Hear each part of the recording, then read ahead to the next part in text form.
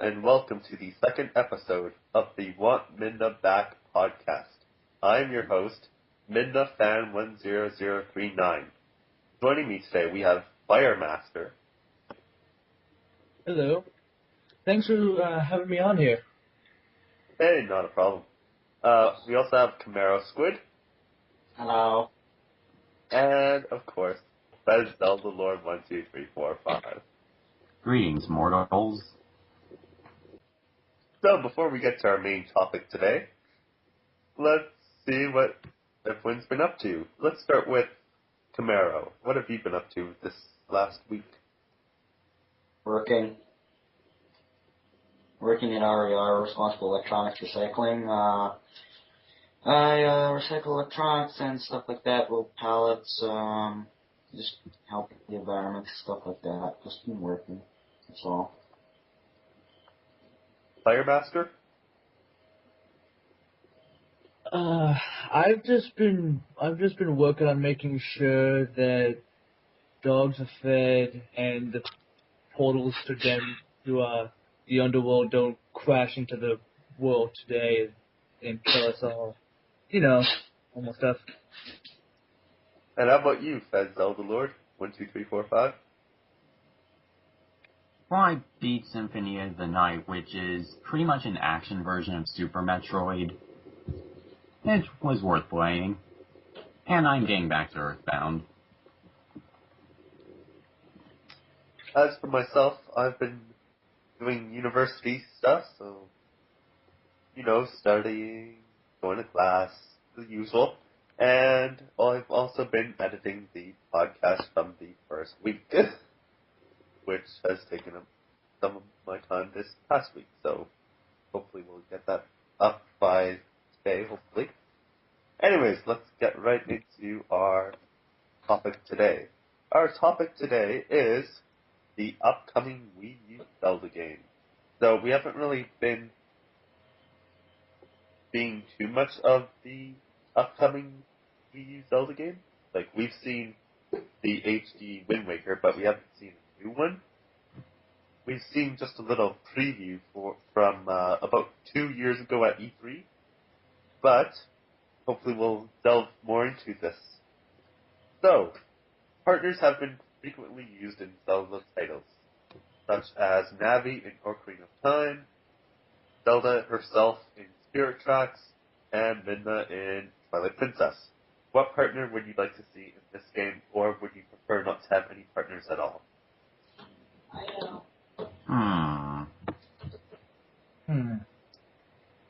No partner at all. I want isolation like in the Metroid games and the original Zelda games.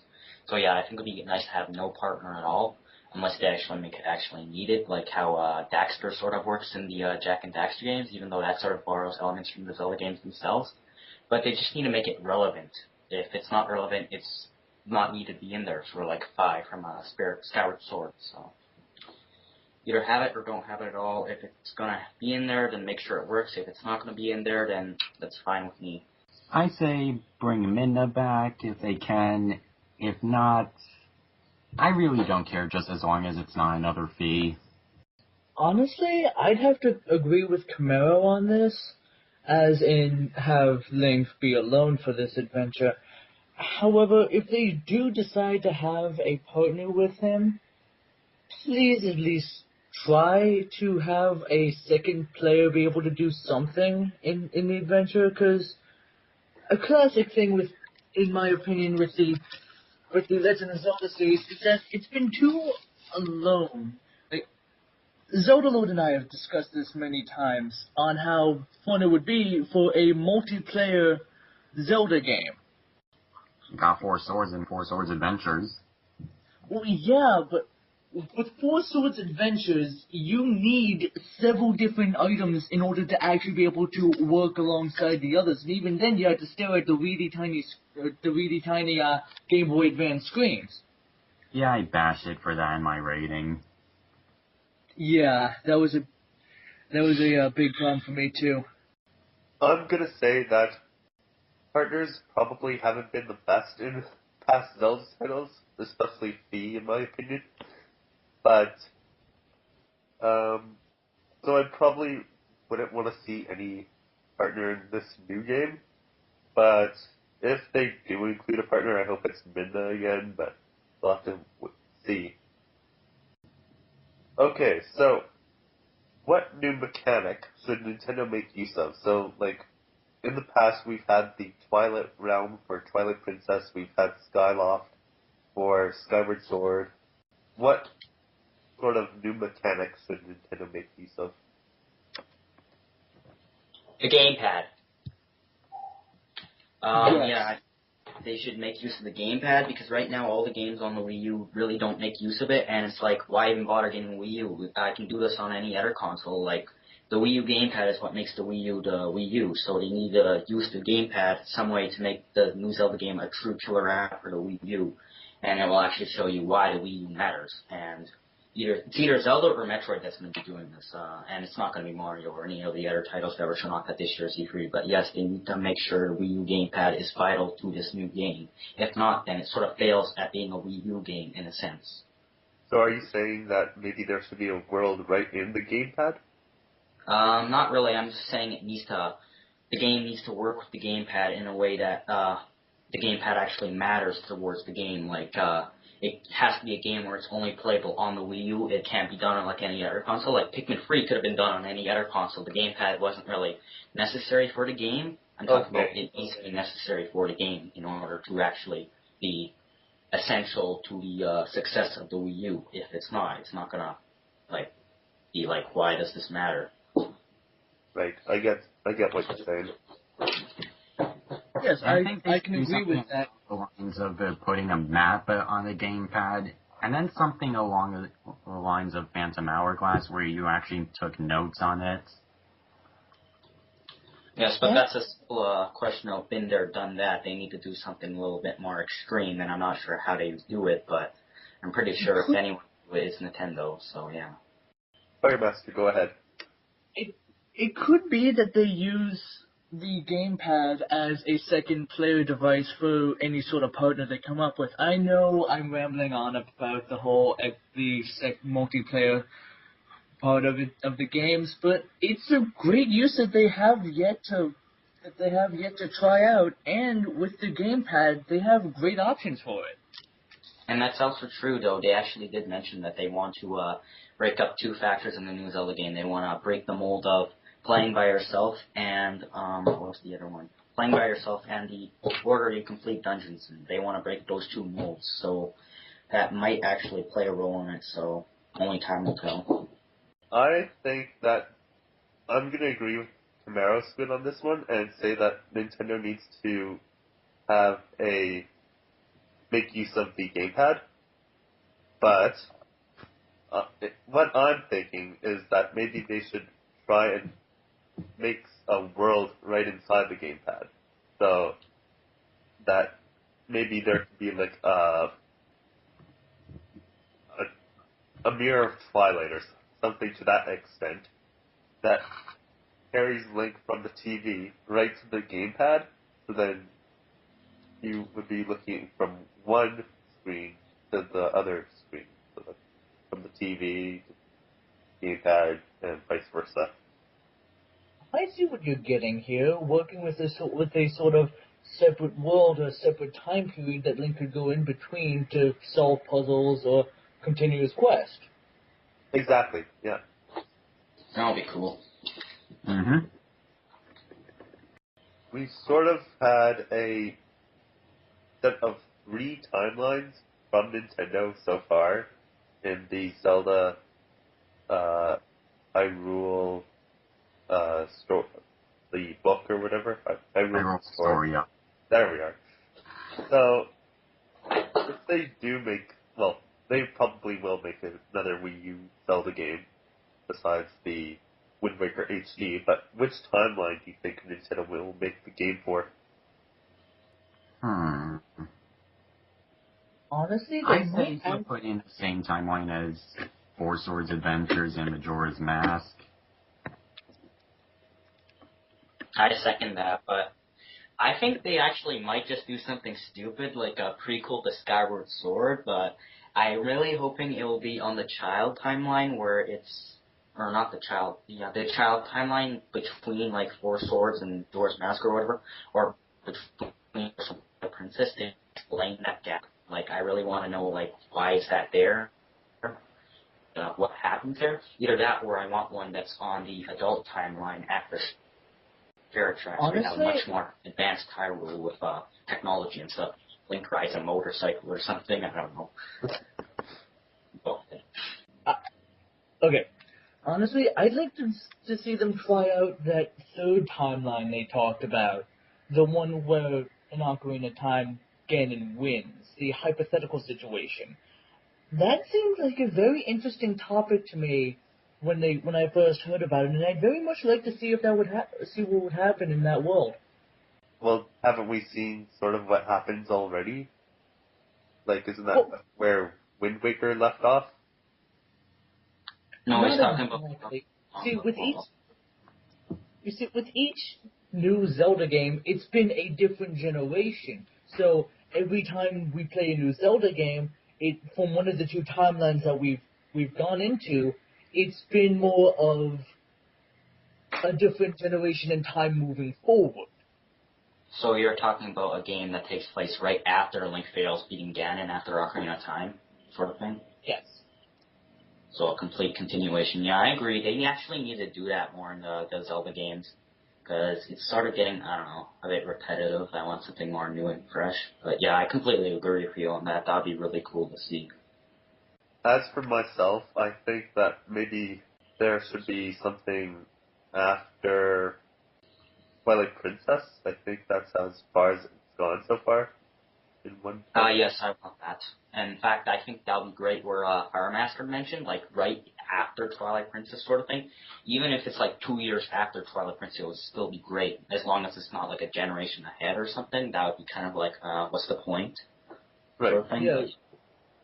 Well, Link has to regain some either his old equipment or some new stuff, and go on this new adventure against a new enemy.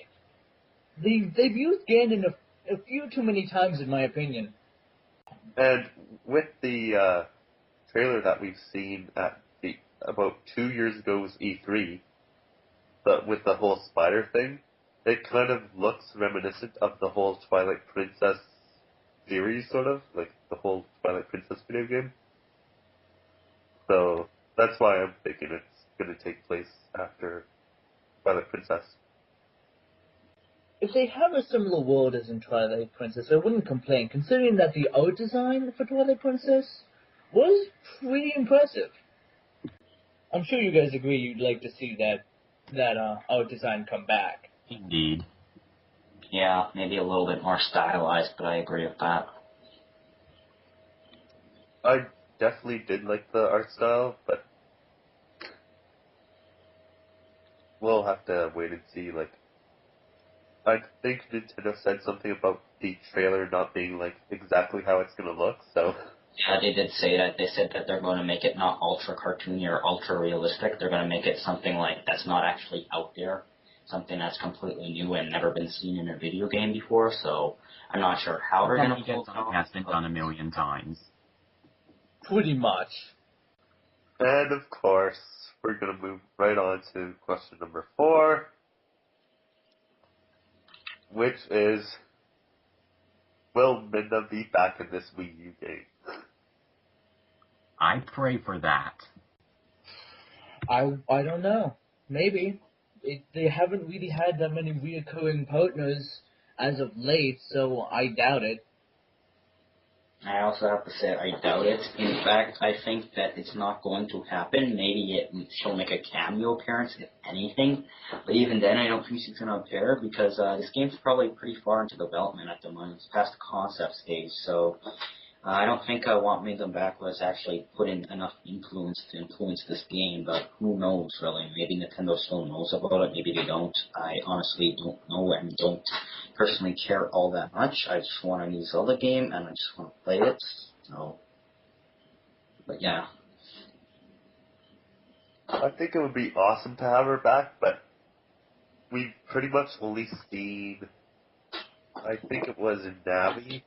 I think Navi was in both Ocarina of Time and Majora's Mask. Well, I highly doubt that they're going to have a similar design to the partner as we had with Navi and Tattle from Ocarina of Time and Majora's Mask, considering that back then they didn't really have that great of a system to create for the design of games, so everything was a bit more pixelated, and Navi and Tattle were simple designs for partners to be made. With the new systems coming out and all these new pixels they use for TVs, they're probably going to have a more in-depth and more designed partner than we had back in the day. I agree with that. In fact, that's the point why they actually made the fairies balls with wings is because it was due to the technical difficulties of the limitations of the systems. They couldn't actually have it like a real fairy like how they did in the 2D games. In fact, in Wind Waker, we actually get a fairy that's not just that classic ball with the wings. It's actually a fairy, but yeah. Right, yeah. But I highly doubt that Midna will be back in this game. So, dungeons are a vital part of any Zelda title. Like, we've been to the Forest Temple, we've been to the Fire Temple, we've been to the Twilight Temple, we've been to all kinds of temples and dungeons. So, what are some of your ideas for some of the dungeons in this game? I don't believe we've seen a light temple yet. The closest was the Temple of Time in Twilight Princess, but I don't think that really counts. No, there was more of like a statue temple if you think about it. I want a temple or a dungeon that takes place outside, even though that depletes the purpose of having a dungeon outside. But, you know, in Skyward Sword, the overworld sort of played as a dungeon. I sort of want to see more of that, where the dungeons are more like along the lines of inside and outside, where the overworld also has sort of like a dungeon-like feel to it, which Skyward Sword sort of had. It's sort of breaking the mold of the Zelda formula, and I want to see more of that. Or perhaps a tower where you, like, advance throughout the outside of the tower or something, sort of like the Tower of the Gods in Wind Waker when you're about to fight Godon. So, yeah, something like that would be really cool to see. Thinking about it, it would be interesting to see if they have sort of a throwback dungeon back to Minish Cap. Have Link shrink down to the size of an ant or whatever, and have him go through a dungeon as in such a tiny stature, as sort of like a remembrance to some of the older games. Oh, that'd be awesome. Mm-hmm. That'd be a very neat idea, I think. Just make a better first boss. They can't have the same first boss from Minish Cap. No. But, you know, if Mario Galaxy 2 can sort of touch on Super Mario 64, then who says that Zelda can't sort of do the same thing? I agree with that. Exactly. Just not with the new advances in gaming technology. There is no reason why they can't have some throwbacks or some remembrances of some of the good times from the Zelda series. Enjoy the past a bit more. Teach these young whippersnappers what it was back in our day. You are a whippersnapper. Not at heart. Not at heart. And I think it would be very good for Nintendo to actually do that, because if they do have throwbacks, then it can sort of get the new generation of Zelda players and fans into like some of the older titles. So then that means more money in Nintendo's pocket. Anyways, for my idea on the dungeon, I'm probably gonna say, how about maybe a sky dungeon? So like, everything takes place in the sky. So like, Skyward Sword kind of did that for like the last dungeon that you visited, but I'm thinking more like, have maybe like platforms above the sky. Make it more of like a dungeon above the sky rather than just an overworld and a town or whatever. So, I see like what you get here. Sort of like what it was with the last dungeon collecting the piece of the Twilight Mirror in Twilight Princess. I keep forgetting the name of the place. the Twilight Realm. No. Before you go to the Twilight Realm, the dungeon collecting that final piece of the Twilight Mirror. City in the Sky. That was it. Yeah, sort of It like was that. just called City in the Sky? Or maybe an underground dungeon. I don't know. Anyways, That's it. dungeons and items are key parts of the Zelda title, any Zelda title. So, we've touched on dungeons already, but how about what are some of your ideas for items in this upcoming game? I think they should try to use the gamepad to try to make wielding the bow a little different. I'm not entirely sure how they would do it. Give So, Link do you remember? Zelda, do you remember in the Wii U game, Wii U Land, Nintendo. Nintendo Land, that was it. Well, how in that one multiplayer Zelda thing, you use the gamepad to fire arrows? Yeah. They might try something like that, and it might play into the extra world for the gamepad or the multiplayer function. They might do something like that.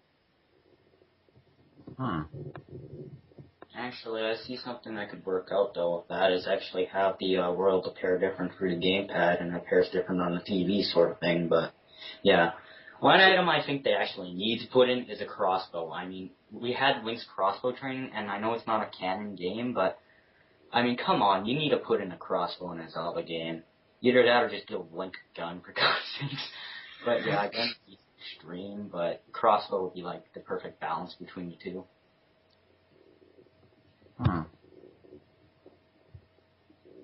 Maybe you could add upgrades and stuff to the crossbow or something like that. It'd just be a much more efficient version of the bow, and it'd be like the slingshot compared to the bow would be compared to the crossbow sort of thing, maybe. I don't know, just have a crossbow in there. It'd be really cool Yeah, to have a crossbow. I can see what you could do with the crossbow. Like you have Link with you put together the hook shot and a crossbow for different types of arrows, and you can have Link traverse dungeons in like an extra world or something with the crossbow.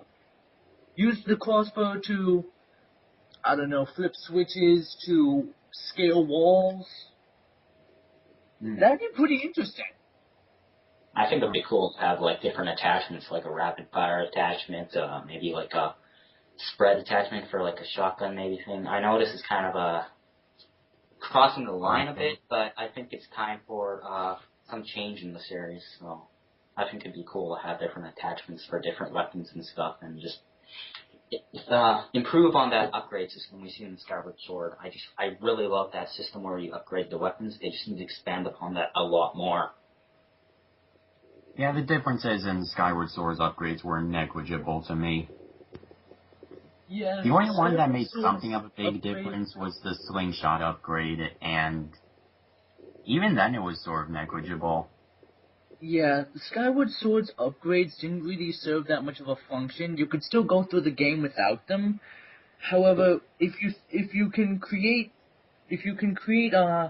customizable equipment, like increasing or adding something new to the power of your sword, or maybe putting a spike on your shield, it could put more of an RPG factor into the game.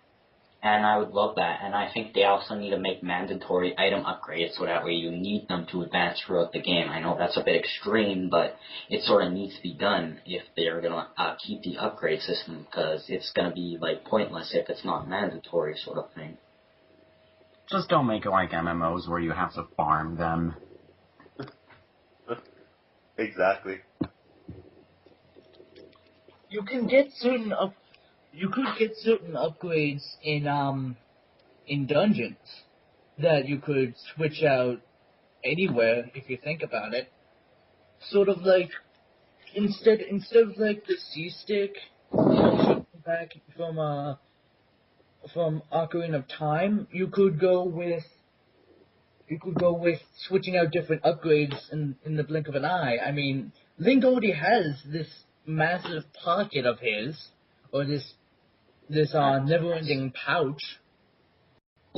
I'm gonna say that they need to bring back the hook shot, which is probably obvious, but I don't know. It's just there's so many possibilities with the hook shot that they could probably use and probably haven't thought of yet.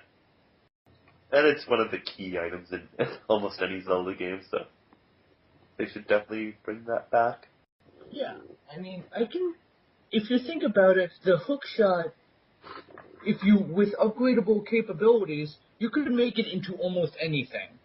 You could turn it into a projectile, with some of the technology they came up with in previous games, you could turn the hook shot into sort of something like that scarab beetle thing that you'd shoot out that would it was in Twilight Princess, not Twilight Princess, Skyward Sword. Skyward Sword. Yeah, Skyward Sword, yeah. I keep forgetting the name of it. It's just called the Beetle. Yeah, just upgrade the beetle. Upgrade the And hook get shot. a Pink Floyd with it. And get a Pink Floyd with it. I couldn't resist.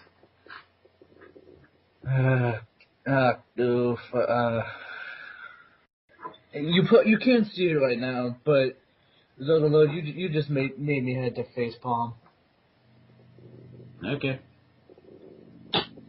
Okay, so how big will this world be? We've seen various sizes in past Zelda titles. So, like, in Skyward Sword, you had both the overworld in the sky and the overworld on the ground. And in Ocarina of Time, you had just, like, it was a mediocre size of the overworld, but, yeah. Anyways, how big will the world be for this upcoming game? I want to see something that's around the same size as Darksiders 2 overworld, maybe a little bit bigger. I found that was a great balance between the huge overworld where you, like, I know it's not Zelda related or Nintendo related, but Darksiders 2 really does have a lot of Zelda elements in it, but I just want to see that kind of huge overworld with, like, all these optional dungeons hidden throughout the land. It just really threw me back to, like, wow, Zelda was like this way back when. It's just like, it's kind of funny how far downhill the series went in terms of the overworld and all these secrets you find in the overworld. I want them to bring back the secrets and stuff. But yeah, in terms of size, just make it like, it's about as big as Darksiders 2 overworld with all the different, like, hell, heaven, and middle, I guess. But yeah. I would definitely enjoy something like that. Like a large overworld with so many things I could do. Like, you don't have to worry too much on the main story, and you could go off and have fun. Yeah, also another thing you could compare that to was the Great Sea in Wind Waker. It's just like, it's amazing how far downhill the series has went with the exploration bit of the series. And I can definitely see what you mean by optional dungeons and extra side quests you could do in order to you could use that to pick up possible adaptations or possible upgrades to your equipment of what we spoke about earlier. Okay, go ahead, Firemaster. The extra dungeons seem like a very interesting concept. You know, they could possibly have a sort of ranking system for online play. I know it's used a lot in PlayStation for possible quests, but I don't know what sort of way they'd use for the ranking system, but it would be interesting for like an optional dungeon. I have really mixed feelings on overworlds. I like them to have a lot of things in it, but I don't like them to be massive. I'm not really sure how it should be done. I honestly think it was perfect in Ocarina of Time. There was a lot of secrets in there, and a lot of side quests as well, but the overworld was still small. That's I another thing, personally though. really enjoyed that.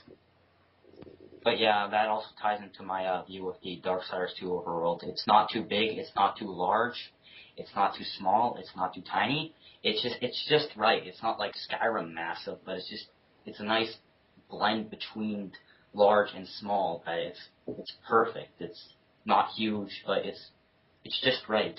And I think that'd be their best bet for an overworld in terms of size. But yeah. For any of you that haven't played Darksiders or Darksiders 2, please play that game. It's just like Zelda, but maybe a little bit better. Maybe that's just me talking, but it has a lot of Zelda elements in it, so you just need to go play. It's definitely one of the better games I've ever played on the PlayStation.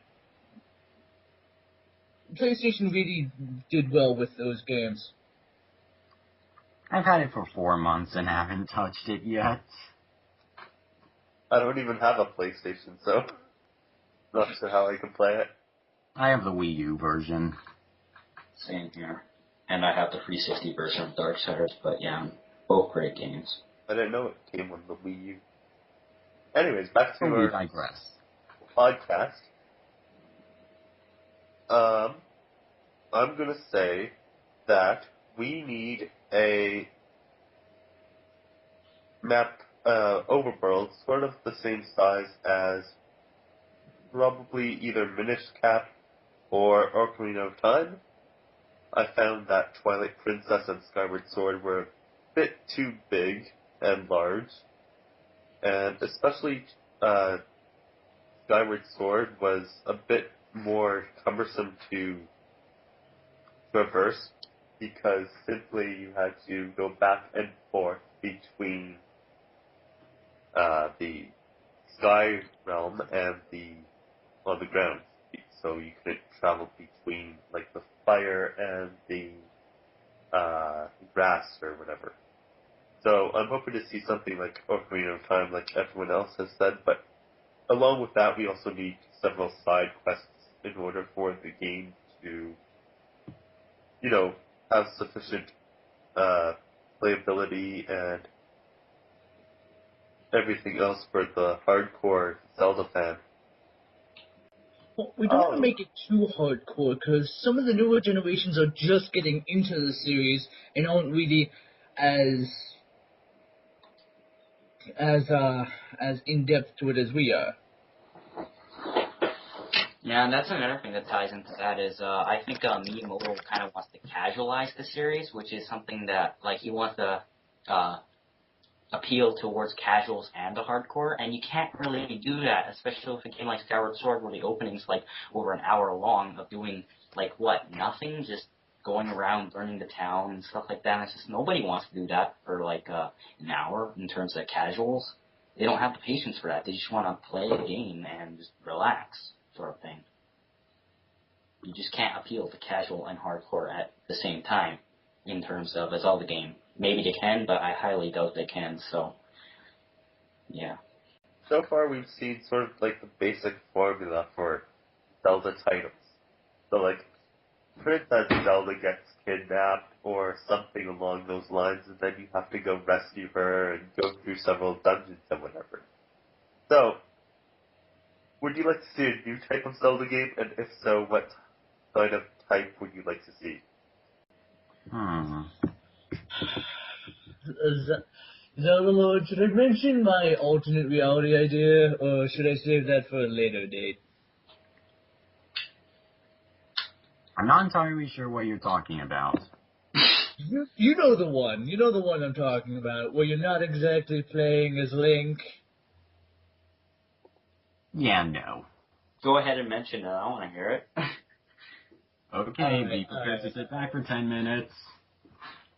Alright, yeah, you might want to sit down or get a drink or something. This might be a while. So, pretty much my idea was for not a usual Zelda game, but more of you're playing as a reincarnation or a descendant of Ganon, rather than Link inheriting the Triforce of Power rather than courage, and instead of using more of the equipment you get, you can get more abilities using the power of darkness and shadow, trying to work ahead with that. Pretty much the main basis of this was after Link succeeds in defeating the previous Ganon, he takes over and becomes an evil ruler.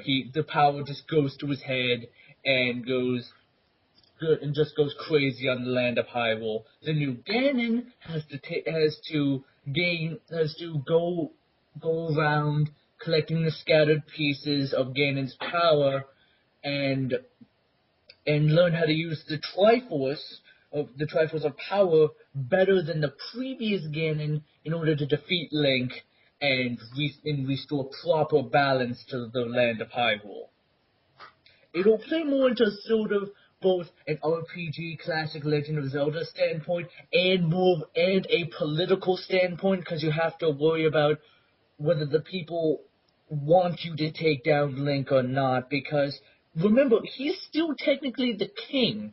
You're going to want the people on your side for this, so it's not utter chaos. Sort of pulling the world into more of an in-depth situation and showing Hyrule to be more than just, oh, this is where this is, that is where that is. So it would be more like a spin-off game. Pretty much. And you described it plot-wise, not gameplay-wise. Well, okay. Well, the story is just as important as the gameplay in this day and age, so. But in terms of how I want the formula to change, they need to change a lot of things, like dungeon item beats dungeon boss. That needs to go. I freaking hate that. It's too predictable. In Skyward Sword, when I was fighting Galactos, I knew right away that I needed to use the whip to rip off his limbs. Even that was still very fun. And that needs to go. I want to see order of completing dungeons to change. Maybe get rid of the dungeon factor a bit. Maybe change it up a bit so that way there's not just dungeons, but it's fields that are dungeons, sort of like how Skyward Sword was. Like, Skyward Sword was a great start of changing up the formula, which is why I really appreciate that game, because it's different from other Zelda games. So I just think they need to change up everything that we've seen so far and implement ideas from Skyward Sword and expand upon them, like the item upgrade system, the upgradable shields, the stamina meter, sprinting, all that kind of stuff. But yeah, just change it up, make it so it's not stale anymore. Because Anuma said that the formula is getting stale, and he even said that himself, that he thinks it's getting stale. So they're obviously going to change the formula quite a bit, and they did that with Skyward Sword, so. Honestly, I don't have any problems with the formula at all. Even if it's still predictable, I still really enjoy it.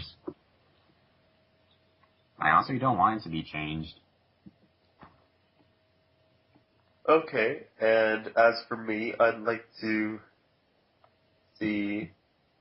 Well, first of all, I should say that so far there's really nothing too wrong with the Zelda, the way that they're doing the Zelda games, but if they did try and change their formula or change the type of game that Zelda is and was, I would maybe like to see either a tower defense game or a platformer, sort of like Mario. So,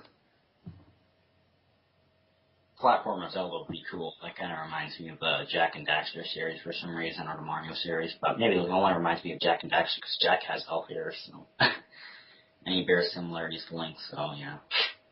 And Legend of Zelda was a platformer at one time, so I can see that happening again.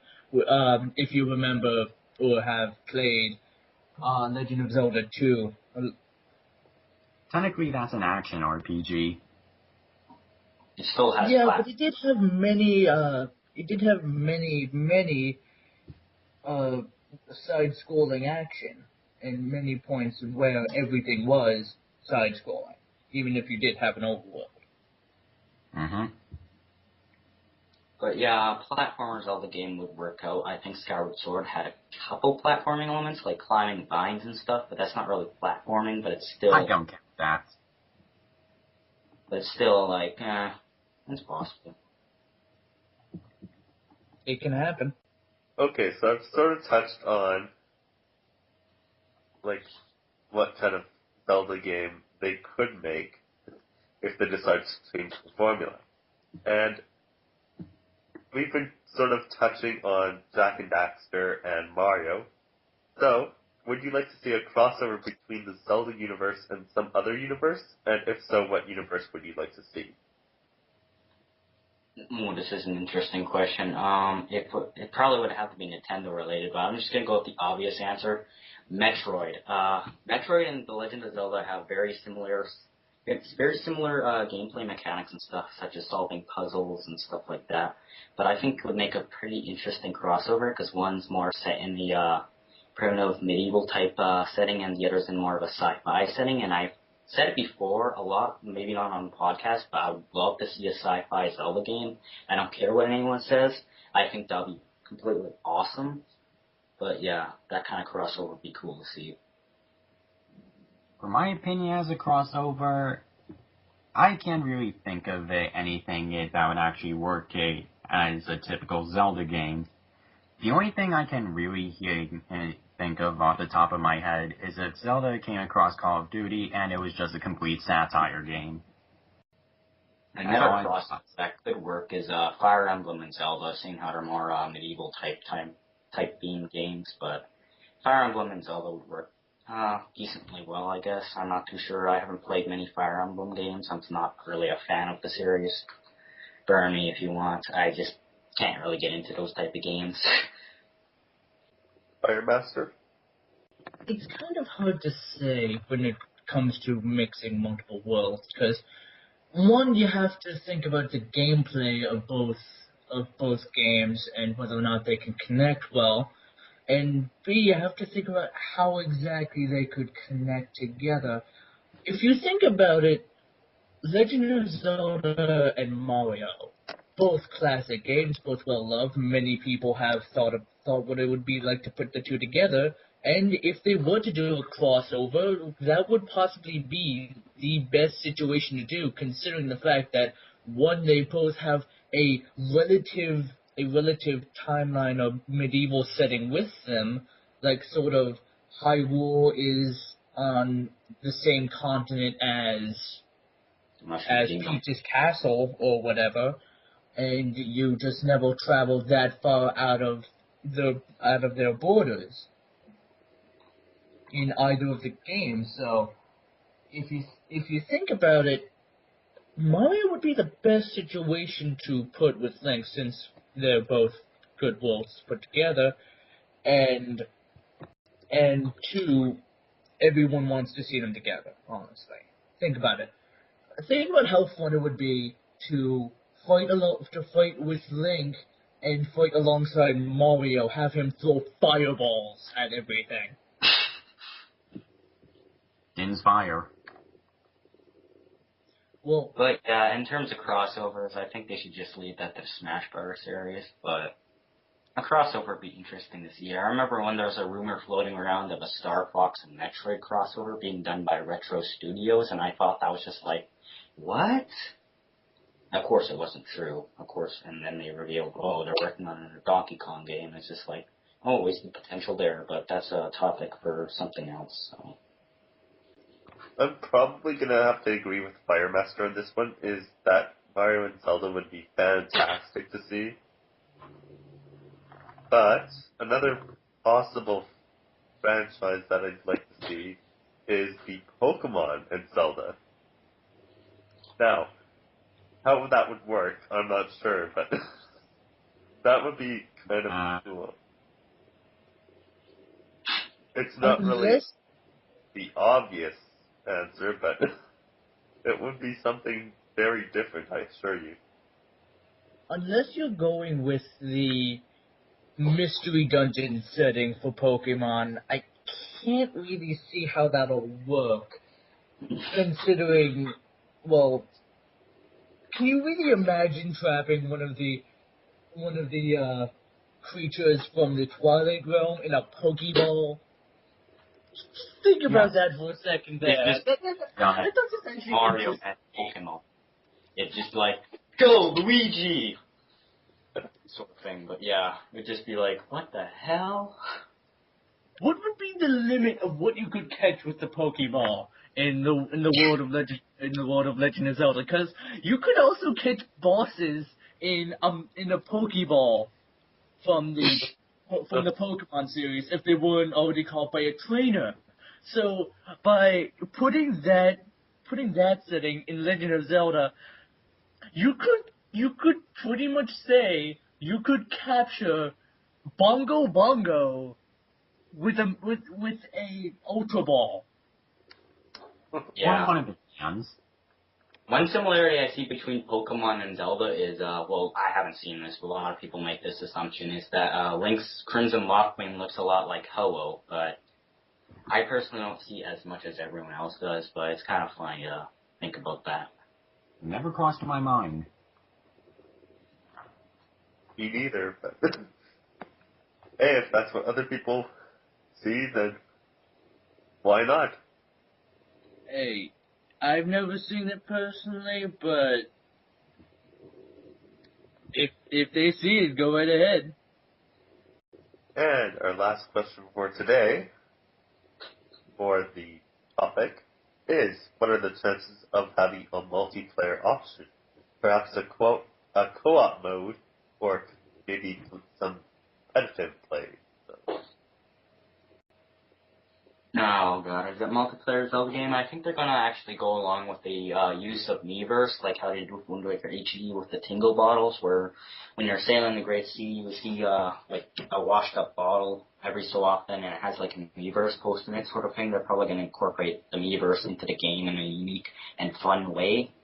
As for like co-op multiplayer or competitive multiplayer, I don't think that's going to really happen. It might, but I just think it's not really going to happen because Zelda is more of a single-player type game. But it would be cool if there was a cooperative multiplayer setting.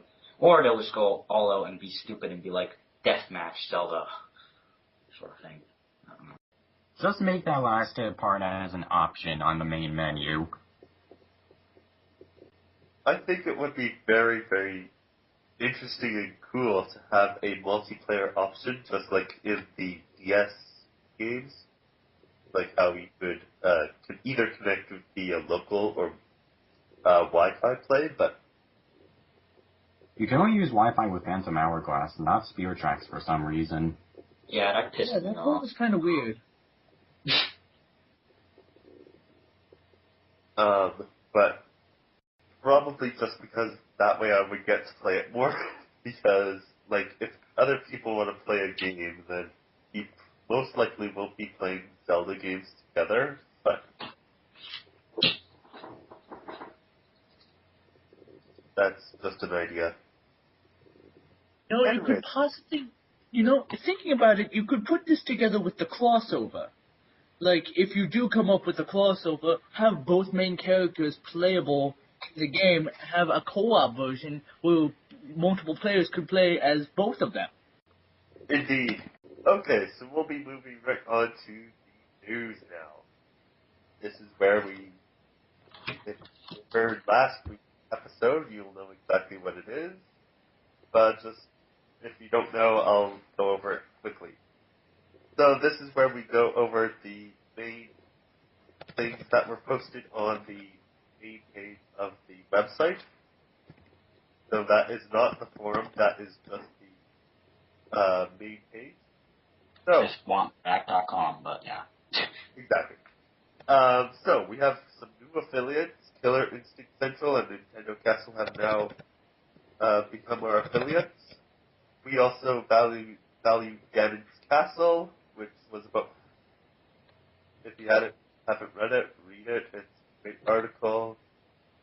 Intriguing. Says Zelda Lord also did another Oracle of Ages review, playthrough thing. Brandon has posted how The Adventure of Link Zelda 2 is now released on the Virtual Console, so if you haven't played that, make sure you get it now, because it's an awesome game. I left a comment on most of them, summing up my thoughts. I'm just gonna go right ahead and say it, but this isn't news that was on the site. This is something I found on Games Radar. It's apparently Eki Aonuma wants to make a Zelda game where. Hang on, let me try and find the article. Here it is. Zelda director wants to make a game with a predefined story. Basically, he's saying that he wants to make a game where the ending and the ultimate goal of the game is not actually defined, and he wants to make it where, like, the player defines the story. The player makes the game what it is, sort of thing. And that kind of ties in with the Mass Effect games kind of thing, in my opinion. But I just think it'd be really cool to have a Zelda game like that, where you make the story, you are the legend, sort of thing. Where, yeah. And that's a really interesting article, but... That would actually be pretty cool, like if it's sort of like a choose-your-own-adventure sort of thing. Yeah, sort of like you're not just going through dungeons, you are shaping the world of Hyrule around you. Alright. So, we are quickly coming to the end of our second podcast. So, we are going to move right on to our mailbag. This is where you can either send us questions through the Midna's podcast forum account, or you can email us directly at wantmidnabackpodcasts@hotmail.com. We got some questions today.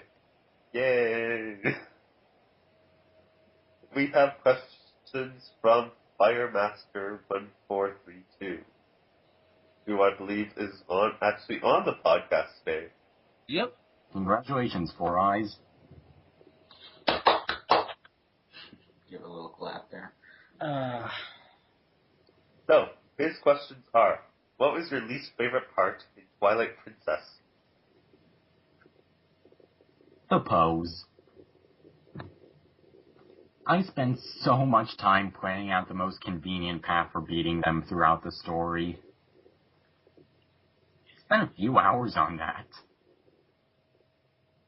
My least favorite part of Twilight Princess is the difficulty. I would say not like the puzzle difficulty sort of thing. That I think was alright, but the difficulty of how the enemies dish out damage to you. They only did like a quarter heart of damage and maybe half a heart of damage, and at the most a heart of damage. It was pathetic, and it was just like, why? It's the one thing that really makes me hate the game with Twilight Princess, but yet I don't hate it. I love the game to this day, but it's just one of those things that makes me, I don't know, it's just, why did they have to make it so easy in terms of combat?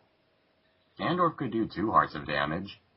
Yeah, but that's just Ganondorf, and the rest of the game is just like a heart of damage and half a heart and a quarter of a heart. It's pathetic. The game's supposed to get gradually harder as you advance, not gradually easier, and that's one of the things the Zelda series really needs to fix. I suppose my least favorite part in Twilight Princess is probably there are some parts where you didn't know exactly what to do, and the game didn't actually make sure to tell you what to do. So you had to go online, look up a little walkthrough, and then continue your journey. That's my only. Referring to the point where you needed to talk to the people at Telma's bar. Yeah, that part. The postman actually gives you a letter telling you to go to Telma's bar. Well, and I suppose there was also the ice wolves in that little area to the east of the Dora's domain. I didn't really understand how to get past that, but those are my least favorite parts. Should I answer my own question or move on to another one? You can go for it. I think I know what it is, so I'll make sure you hold back on your rant. Okay, honestly, and I know a bunch of people are probably gonna hate me for this, but I'm gonna say the fishing in Twilight Princess. How dare you? I love fishing in real life. Now, listen to me on this. I did a lot of fishing back in Ocarina of Time because I enjoyed it. It was basic, it was fun, and it was relaxing. And when I knew there was going to be fishing in Twilight Princess, I was excited for it. I was excited to spend like an hour relaxing in my chair just fishing for a while. And as I came to this, I was just like, wait, how many of those are there going to be? What? Different seasons? And it's the one time they actually showed seasonal progression in any of the Zelda games that I've seen. And it makes you Oracle wonder. Seasons. That I've seen. I haven't played Oracle of Seasons. But Oracle of Seasons, it changed throughout the entire world, correct? And you changed it yourself. Yes, that changed different aspects. This was just this one area. This one area you could walk into and the seasons were changed. Why only there? It raises so many questions. Why was this one place affected by the passage of time and seasons? Why weren't other areas? Why were so many things changed so quickly? How long does it take Link to open a door that the whole seasons are passing by as he's just passing through the door? Yeah, I have to agree with you on that. That is kind of pretty screwed up, but Video game logic. It wasn't the simple games simple fishing we had back from where you could just relax and fish. You had to go through different areas of the lake to find different fish and to catch them with different lures. Why couldn't you just get a fishing rod, go to a pond, and fish? You could do that through other areas of the game. Why was it this one specific area you had to go out and on a rowboat and just go fishing for a while? And if you think it's gonna, and for those who haven't played it yet, if you think it's gonna be easy getting the best lure in the game, it's not. I'm sure you guys remember that tilting game. oh yes. That's not how you get the best lure. The frog lure, that's how you get the frog lure. I don't know how long I spent on that tilting game regardless, but it was just one of my least favorite aspects because it raised the most questions. There you go. Okay. Moving on to question 2 from Firemaster. Are you the type of gamer to collect everything, or do you play games for the story? Completionist FCW. Yeah, I knew that was going to be your answer, but Do I play games for the story or the gameplay? Is that what else was? yes. Do you collect everything, or do you play games for the story? Oh, do I collect everything? I play games for story. I'd say I play the games for the story. If it was in terms of its gameplay or story, it's both. But in terms of collecting things in the story, I play the games for story. The story is what really brings me into the games, and I think that's one aspect the Zelda series really needs to expand upon. Like, don't get me wrong, the games have great story to this day, but when you compare it to other works out there, it's not up to the other works out there. But I do love playing games for the story, because it's a whole new world. It's like I'm going to a different place, having a good time sort of thing, but yeah. I'm probably going to say that I play games for the story since I tend not to collect everything. Like, if I have extra time, I will try to collect everything, but I mostly just play for the story. I'm a similar way. I play games strictly for the story. I'm looking for something to keep me interested. If I am not interested in the story of the game, I won't be interested in collecting things from the game and just play it just to play it. And I know I'm a bit of a completionist when I say I can't leave a game unbeaten. I have to beat the game. But if I don't enjoy the story, or the story drags on longer than it should have, then pretty much I'm not gonna want to play it. And finally, on to question number 3. And this is an easy one. What was your first Legend of Zelda game? Ocarina of Time. Ocarina of Time. The Legend of Zelda: The Wind Waker. I actually played the demo on it first. Well, this is the first Zelda game I actually completed. If you're talking about the first Zelda game I very first played, it might be the one for the NES. I'm not sure. I can't really remember. But the one that I played through first was the Wind Waker. I played the demo on the Collector's Edition disc, and I completely enjoyed it, and that's what got me into the series. And I just wanted to put Wind Waker on my birthday list, and I got the game, and I was so excited to play it, sort of thing. But yeah, and I'm really excited for the remake coming out this October and September if you're getting the digital version. But I'm really looking forward to the HD remake because I'm going to be reliving my childhood and first Legend of Zelda game in HD. But yeah. Technically, yeah, I started with Zelda's Collector's Edition, and I tried out Zelda 1 and 2, but I can't exactly get into those because I was really young at the time. So I went to Ocarina of Time. I got hooked into it.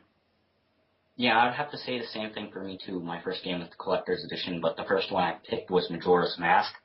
But like I said, I couldn't really get into that one, so I tried the Wind Waker demo, not knowing it was a demo, a 20-minute demo. I was really hooked onto that, and like the screen faded to black, and I was like, "What the heck?" And it's a demo. So like me. Yeah, my brother, when he got Ocarina of Time, he pretty much taught me how to play video games growing up.